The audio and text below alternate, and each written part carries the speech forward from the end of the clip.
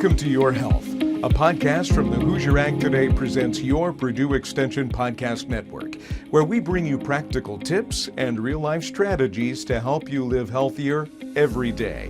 Today, we're taking a walk down the grocery aisle without ever leaving the room.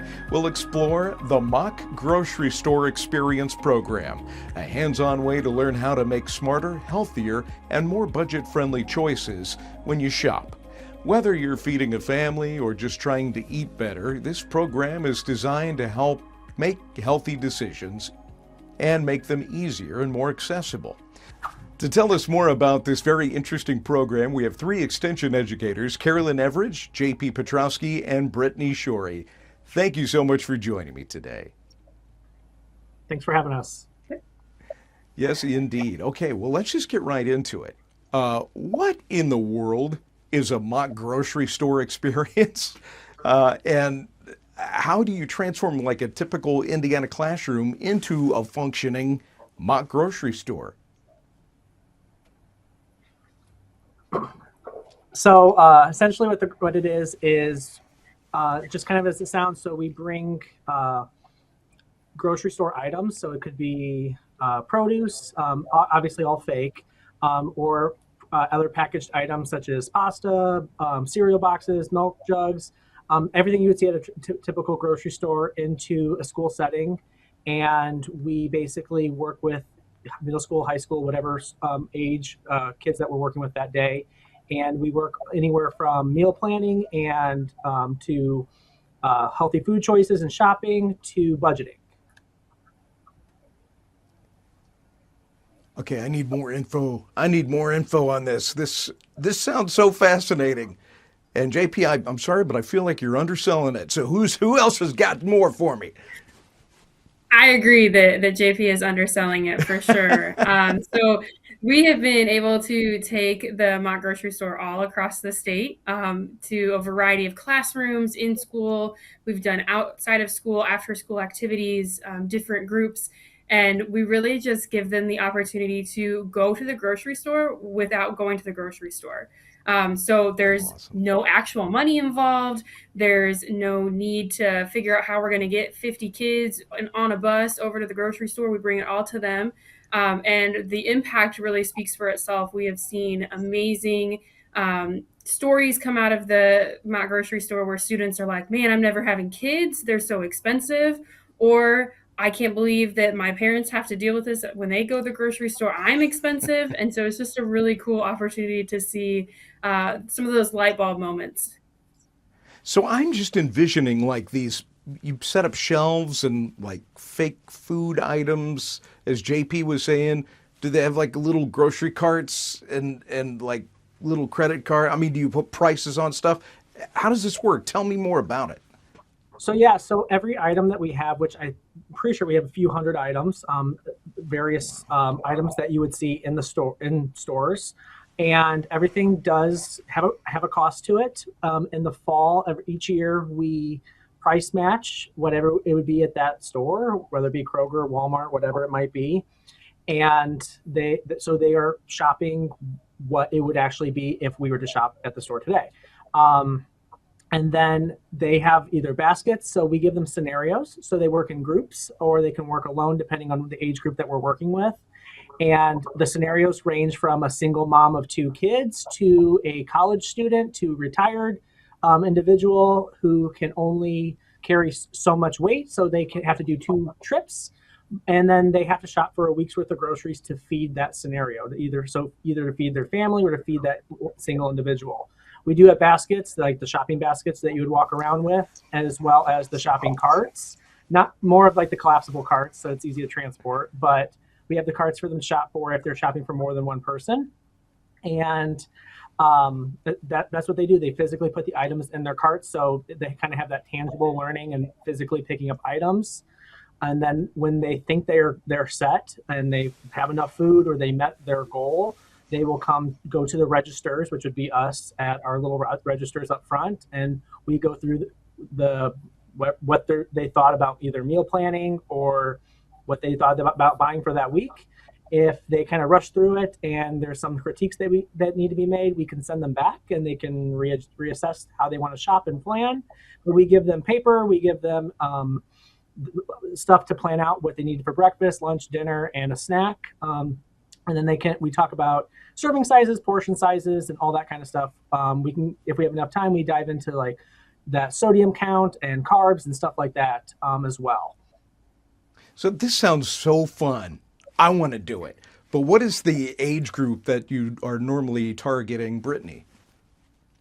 We can virtually do this with anybody. So we have the ability to adapt this program for just about any population. We've done it with anywhere from middle school students to high school students, and we are going to pilot a program with adults here in the near future. So anybody can That participate. is awesome. I want to do it. I It's totally want very to do cool. it. It's the impact, like Caroline and JP just shared, like it's really cool to see the light bulbs go off in kids because they don't understand quite how challenging it is to meal plan, to understand like getting your fruits and vegetables, your protein, your dairy, your grains into a meal setting and put it on the Yeah. table. Like it takes, it's a process.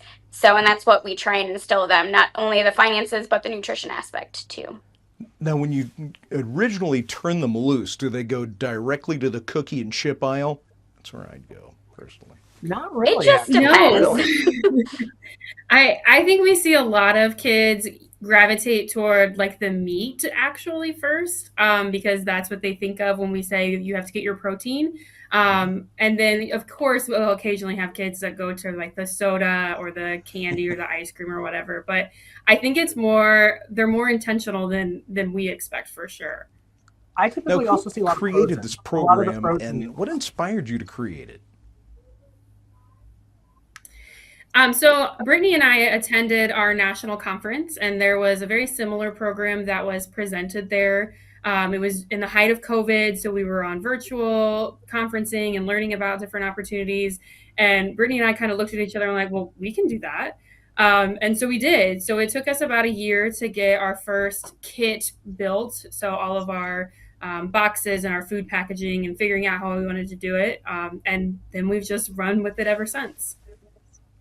JP, tell us why it's so critical to teach youth about the intersection of healthy eating and budgeting before they reach adulthood. Well, just to touch base on the healthy eating, there's a big chunk of the population in Indiana, it varies per county, but are considered obese. Or so even talking about where food comes from, as simple as that, to what it does your my plate look like with your 5 food groups, so you can have a well, quote unquote, well balanced meal, and just the education behind it from 5th grade up to seniors in high school that might not know all the 5 food groups. So especially, I like this program a lot because it does target that. And then on the budgeting side, usually parents will just essentially just buy the food for the kids, not knowing how much a dollar will actually go for. And what I like about this program is it combines both of those, and we can focus with the flexibility of the program. We can focus a lot more on the financial side if we have to, and work with math classes or other classes like that, or more on the nutritional side and focus with facts classes.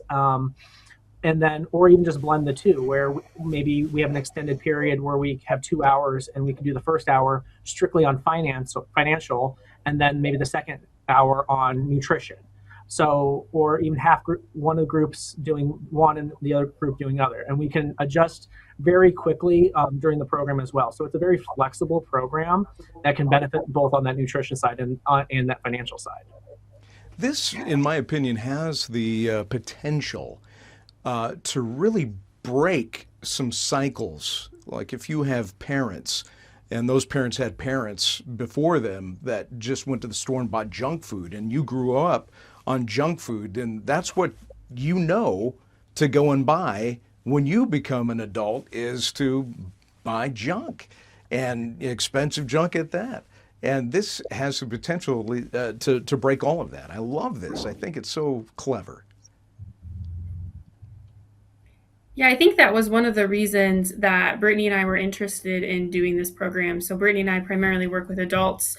So we often see some of that end result of not having home ec classes anymore in our public schools, or not learning how to budget and how to grocery shop as a teenager, as a young adult. So we see some of those systemic issues happening in some of the adults we work with. So it was really cool to be able to implement this program in a preventative way, to help deal with some of those challenges that you just mentioned. Brittany, you guys give youth a real life scenario to shop for a week's worth of food.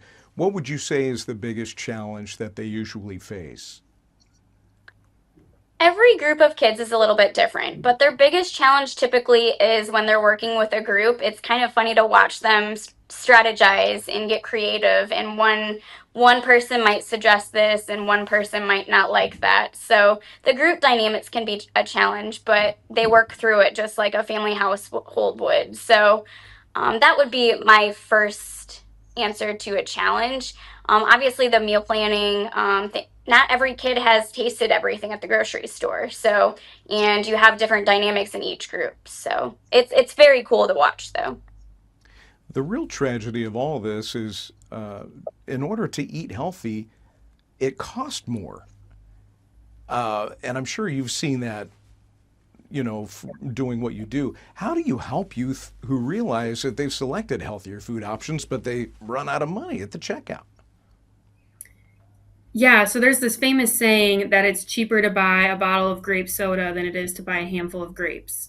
And it's true. So there is an element there that healthier, more nutritious food does cost more in the moment. When we're talking with adults, we talk about how you're actually saving money long term because you're reducing health risks, and expanding your life expectancy and things of that nature. But that doesn't really mean much to your teenagers. So we talk about how, yeah, it might cost a little bit more, but you might get more food. You're going to feel more full. So if you eat, a meal that has all 5 of your food groups compared to just a bag of potato chips, you're not going to get that fiber. You're not going to get the protein that's going to help you feel full. So you're going to end up actually eating more food. So when we break it down and explain it on that level, it's a little more understandable, but it's a pretty high level concept that we're trying to get these kids to understand. You, in some information that you sent along to me before we started this, there's something called a My Plate component. Can one of you expound upon that? Maybe JP? So the My Plate, essentially, it's similar to, it basically just breaks out your 5 food groups. So your grains, veggies, protein, dairy, and what's in the last one? What is it? Fruits. And so they were going to let you sink on that. I saw both their faces. You're like, come on, JP, you can get it. So we give them copies of that. So in case they're not familiar with it, they can do like a check like, okay, we have our proteins for the week, we have our grains, and they can go through that process to figure out if that they have components that they can incorporate within all their meals. We get some weird combinations that they try to combine. So we always get a giggle out of that. But essentially, that's what it is. It just shows that this is what would be a complete meal that would make sure you are kind of in that healthy, forward mindset of meal planning and eating. Well, I love everything about this. I think it's super fun. I want to try it for myself, but we've got to pause here for a commercial break. When we come back, though, we're going to talk about one simple tip that anyone can use to lower your grocery bill this week. That's when we return to Your Health.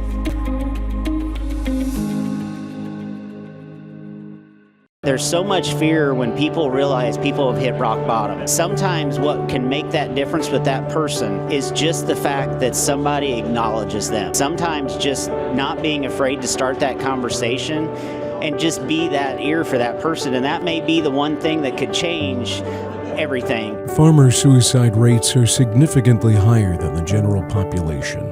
That's why Purdue Extension offers the Purdue Farms Trust Team to offer help when it's needed most. We're back with Your Health, and we're talking today about the Mock Grocery Store Experience program. Let's go to Brittany here. Brittany, what's a moment from the program that has really stuck with you? Oh, wow, that's a difficult question. We've been teaching this and facilitating this for a long time now, and wow, that's a good question. I think Anybody probably else my want to take favorite on? Oh, you part got it? is the light bulbs that go off within kids when they're really working together, the communication, the creativity that JP just shared before the commercial break. It's really cool to see the kids work together to create, a full healthy meal for their families based on their scenario that they have. That's a budget that, some of the food groups, for example, one of our scenarios, we have a lactose intolerant scenario. So one of the kids in their household can't have dairy. So they have to read the nutrition facts label to better understand what food groups don't, or what food items don't have dairy. So just the light bulbs. Long answer. How about you, Carolyn? Yeah, I would agree. I think my favorite part about this program is when we deliver it for the first time at a school. And, there's a little bit of apprehension, and the teachers aren't quite sure if this is really going to fit what they want. And then they absolutely love it, and they ask us back year after year. So there are several communities that we've been facilitating this program in their schools every year since we've developed it. It is just part of their curriculum now. It's something that they look forward to every year. And so knowing that we have been able to provide this opportunity to this many kids and youth in our state has been really exciting. JP, have you seen any surprising or unexpected outcomes? I would kind of echo a little bit of both of what Carolyn and Brittany said. I would say my biggest takeaway that I like to see from the kids is, again, most of them are middle school and high school, so they're in that teenage phase, and teenagers eat a lot. So when they're trying to check out and they say, okay, for our family of 4 that has 2 teenagers, we're each going to have an egg for breakfast. And in reality, that's not the case. So I think for them having that light bulb moment of, oh, I eat a lot more food than what I'm saying that this family's going to eat. So they're kind of understanding like, okay, we actually buy a lot of food. But then something that we also echo that I like to talk about is it's also hard to shop for multiple people when in your head you're like, I can eat this, but now you got to multiply it out by 2, 3, 4, 5 people because that's how many are in your family. So a lot of them are like, oh, okay, well, that makes more sense. So instead of buying 1 box of cereal, I need to buy 3. So it's a little bit of that aha moment that I like to see. And like that light bulb moment, like Brittany said, is really especially as a youth educator, that's my go-to, what I like to see in that. So. You guys have said that youth have mentioned learning how to save their money better. So before the break, we were talking about that one simple tip. So tell us, what is one simple tip from the program that any listener or a viewer of this program could use right now to lower their grocery bill this week? So I'll say that it has those serving sizes. So if you can get larger quantities for less per unit price, that's going to save you quite a bit of money. So those big jars of peanut butter, you can use longer and spend less money than the little, 16-ounce jar of peanut butter. And it comes down to pennies sometimes, but if you're pinching those pennies, it's important. I would say also, I'll agree with Carolyn. I would also say I like also would think about needs and wants and where you want to prioritize things. So really looking at what those look like at the grocery store and what your family needs and wants. And one of the things I tell a lot of the kids, especially because a lot of them go to that frozen meals, the banquet dinners that are just the quick one meal, that I tell them I call it a convenience fee. It's ready made. You just got to pop it in the microwave and it's done. So there's a hidden convenience fee, as I like to try to phrase it. Buying 4 of those would be the same cost of buying a box of spaghetti, a jar of pasta, a jar of pasta sauce, and a bag of cheese, and making 3 times the amount for the same price. So if you put a little effort in, and better tasting, yeah, and probably a little healthier, a little less sodium. So that's another way to make your dollar go a little bit further if you're willing to put in a little effort and make it yourself instead of paying that hidden convenience fee and buying the frozen stuff. So across the state of Indiana, where have you delivered this wonderful program? Oh boy, how many counties are we up to now? I don't know the exact number of counties off the top of my head, but we have been all the way north and all the way south. Some of the western part of the state we haven't gotten quite as much, but northern part of the state is where we are all three are located. So we have been able to hit there a little bit more, but it is all across the state. We have had, dozens of different counties that have had this program delivered. We've also And do you trained find- about No, go ahead, sorry. JP. I think we also trained about a third of the counties fellow extension educators to also facilitate the program. So we do a train the trainer, where we take the other educators that are HHS educators and youth educators, and we train them on how to deliver this program as well. So they can create their own kits, and then they can facilitate the same program within their counties instead of trying to work with us to get on our calendar and us to physically come down to them as well. And do you feel the need to tailor this experience to different communities throughout Indiana where you go, and why? Absolutely. The needs are different in different communities. So one of the first things that we did as an adaptation to our original kit was to provide the scenarios in Spanish. We went to several communities where the students were speaking Spanish, and it was more beneficial for them to have the scenarios in Spanish so they could comprehend what they were attempting to do throughout the simulation. We also have conversations about what foods are available. So when we go to some rural counties in the state, they might not have a full service grocery store within an hour of them. They might be shopping at a convenience store, or, having to travel far distances to get their access to their food. So we talk about what is even available to them and how that might make their meal plan look a little bit different. Or if they're, shopping at a convenience store and they're having to spend 3-4 times the amount on the groceries than they would if at a traditional grocery store, we have to talk about that as well. So we definitely adjust and tailor it to the communities, to the needs that are there, and then just to the demographics of the population as well. And how do you usually facilitate it? Is it like going to schools, or how does that work? We try our best to all be on site. Doesn't always happen with scheduling, but we give instructions very briefly, and we let the kids go with their scenarios and let them plan things out and get creative. And then we walk around and assist where is needed. So, and then at that checkout process that JP and Carolyn just mentioned earlier, that's where a lot of the education happens. So, And I guess where do you facilitate it? Yeah, primarily schools. So the youngest grade we have done it with is 5th grade, and that was at a Boys and Girls Club. And then we've done it with after-school activities like 4-H programming or YMCA programs as well. But it is primarily in a school during the school day. But there are outside opportunities as well. Which leads me to my last question. If someone's listening or watching this right now, and they're like, I want this program in my institution, in my school, how can they get in touch with you and find out more information about this? We have an interest form that they can fill out that gets their contact information to us directly, and then we can reach out and contact them to schedule. And so we provide that information. It's just a Google form. They can just drop in their name and email, and we'll reach out to you. Fantastic. And how long have you been doing this? I would say this is year 5. Wow. Yeah, so we I think started that's about delivering in 2021. Yeah. This has got to be a big it took us a undertaking long to time have to that many compile all items. of the grocery items. That's exactly what I was going to talk about. How long did it take Yep. you to compile all that? And what do you transport it in? Totes, big Rubbermaid totes. We have about 15 of those Rubbermaid totes, and they're all categorized. Like, here's your produce tote, here's your breakfast tote, and we just take them that way, and it's easier for us to set up and tear down that way as well. And we have a big van that we transport them in, and that's how we do it.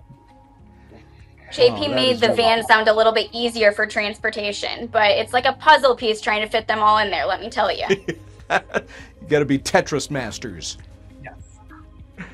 The Mock Grocery Store Experience Program, coming to an organization or a school near you if you just follow the instructions that Caroline gave. Caroline, JP, Brittany, thank you so much for joining me today. This is so neat. And if it ever comes this way in the Madison County area, I would love to come and check it out firsthand. We'd love to have you. Thank you. Yes, absolutely. Thanks for joining us today on Your Health. We hope this look into the mock grocery store experience program gave you a few new ideas to take with you on your next shopping trip. Remember, small changes in the grocery store can lead to big improvements in your overall health. Be sure to subscribe, share this episode, and join us next time as we continue helping you make healthier choices every day. I'm Greg Allen.